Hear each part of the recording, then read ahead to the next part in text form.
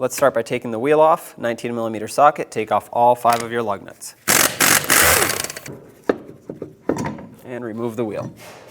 Next, I want to take this drum off. It's pretty stuck on here, so I sprayed some rust penetrant around the studs and around the hub here. I'm going to take 2 8x125 bolts, and you can try hammering it. I've already tried, it's not coming off, so what I'm going to do with these is drive the bolts in, press up against the hub surface, and that will actually pull the drum off. So I'm going to thread those on.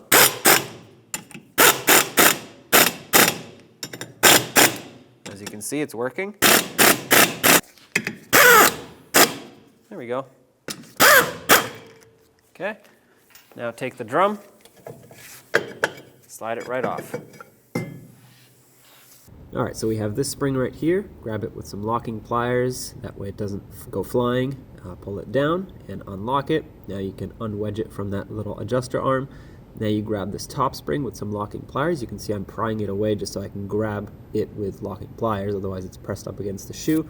Pull it out of the locking hole and take it out completely.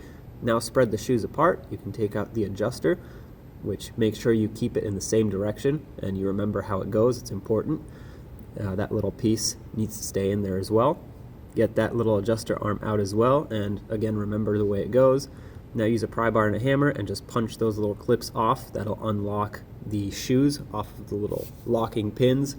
That's probably the best way to do it and the easiest. Now you can pry the shoes apart and down, take out the lower spring out of their mounting locations. And now let's separate the parking brake cable off of this lever. You just pull it away and it has a slot on the side that it comes out of. There's your shoe.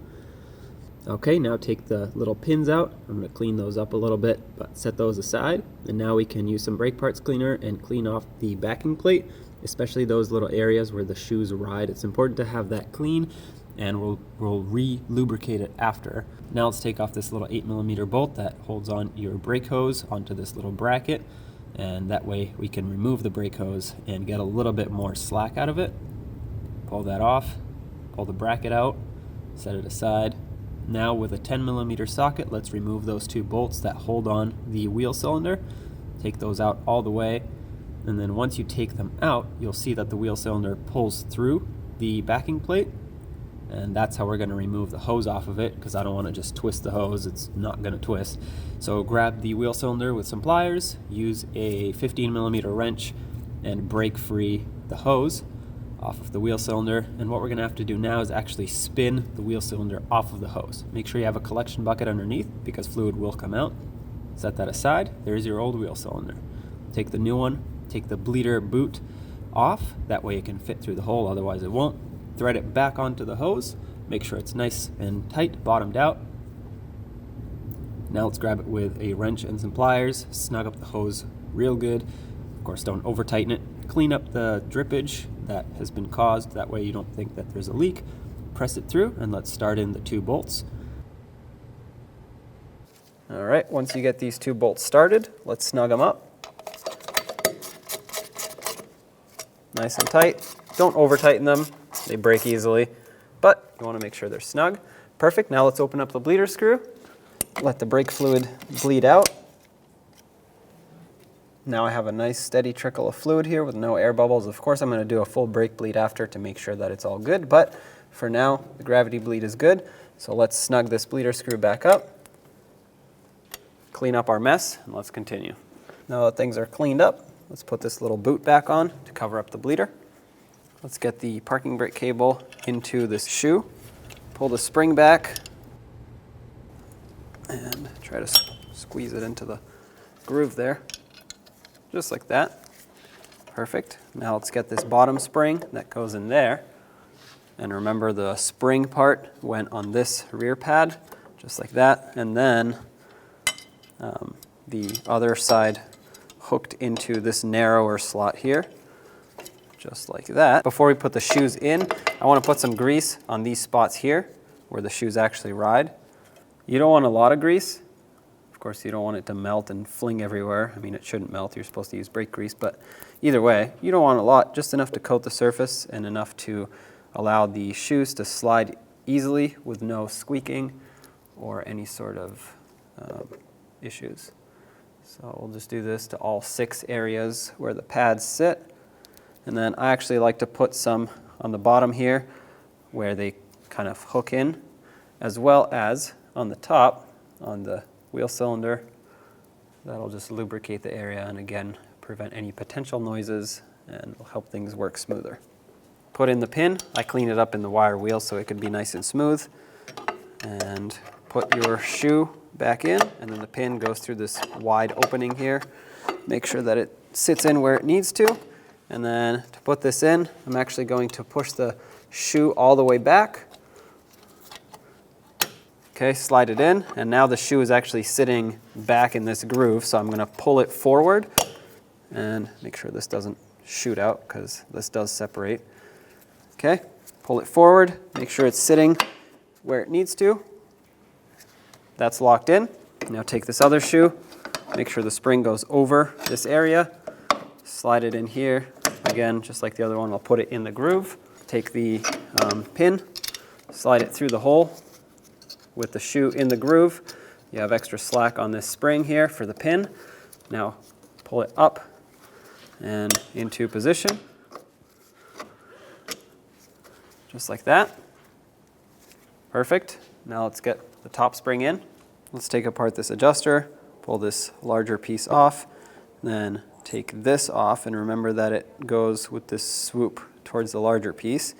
Then unthread this nut, which will expose all the threads. You don't actually have to take it off all the way, but enough to grease these threads up. You want this to slide smoothly for a while until the next brake service. So thread this back on. And I like to bring it in almost all the way. Wipe off any excess grease. And add a little more here because the threads pretty much wiped it all off. Take this piece, slide it on, and now take this longer piece, which is not threaded, put it on, and make sure that this tab right there matches up with the cutout on this longer piece. Has a cutout on either side, so it doesn't matter which way as long as it matches up. Now let's put this in between the 2 shoes. Put this adjuster arm in first, and it hooked onto this lower pin, and then this top pin acts like a little stopping point for it.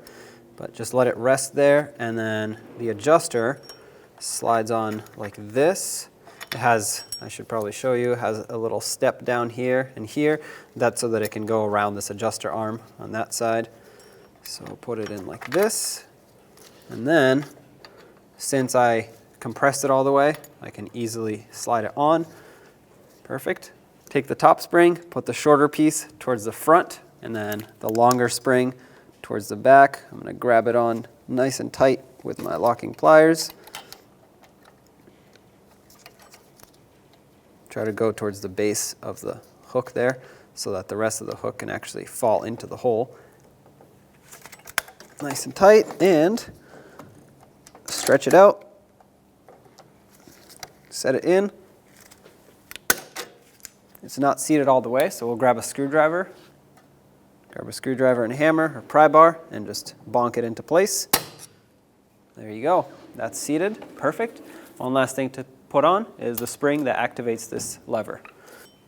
I'm going to hook this onto the bottom first, just like that, and then lock my locking pliers on it. I'm going to bring this up through the hole, unlock them, and there you have it.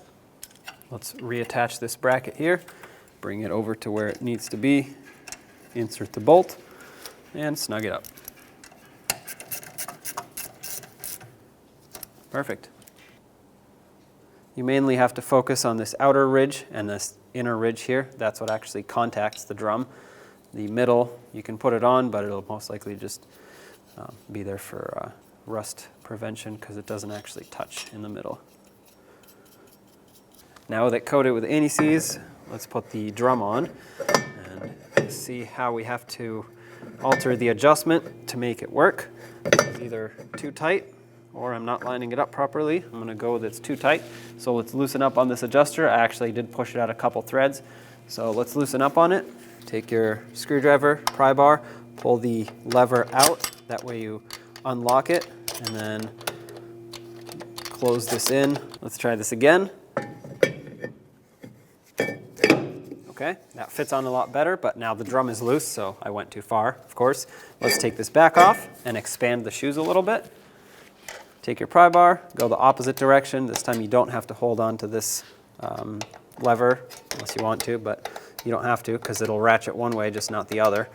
Okay, let's go a few clicks, see what that does. Usually a couple of clicks go a long way when it comes to adjusting brakes. Okay, this is definitely a little bit more snug. That's perfect right there, actually.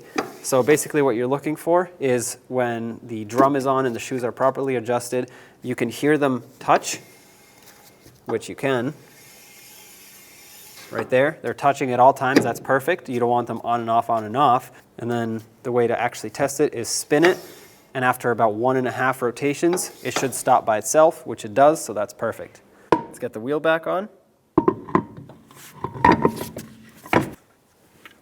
Start on all of your lug nuts, bottom them out, and torque them to 100 foot-pounds.